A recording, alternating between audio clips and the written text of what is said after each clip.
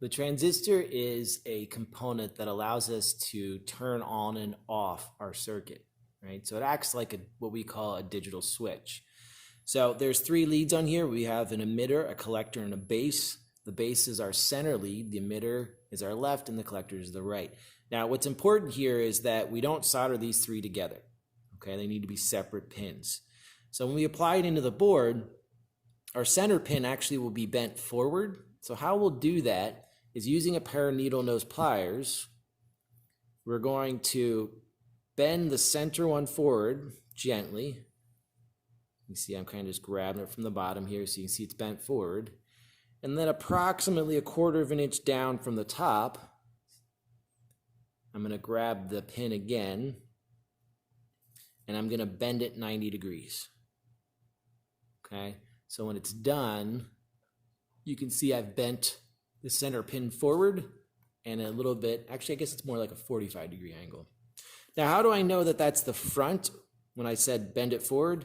Well, if you notice the top of this is what they call an encapsulated component here, meaning that this plastic is literally heated up and stuck around the component. So we can't really get that out of there without damaging the component. But there's a flat side and a round side. The flat side should be the side that is forward, the side that has the pin that's bent forward, okay? If you do this backwards, then your circuit's not going to work properly, and that's going to be a problem. When we solder our transistor to our board, what's important here is that we use this clamp here as a heat sink. And what I'm going to do is I'm going to attach it to one of the leads, and then underneath, I'm going to go ahead and I'm going to solder that lead down.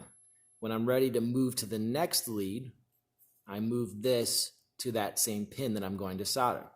The reason why we need this is because this is what we consider to be a heat-sensitive component. If we heat it up too much, we can damage it and it doesn't function. So again, I will clamp on to the top of the board, solder onto that pin, move this to the next one, solder onto that one, and then finally to the third one and solder onto the third pin, okay?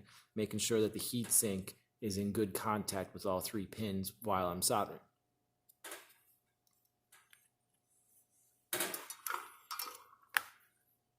It's also important to make sure that these three pins are not soldered together. They're relatively close, so take your time. So I've soldered that one. Now I'm going to move it to the front, and then I'll flip it over and I'll solder that one.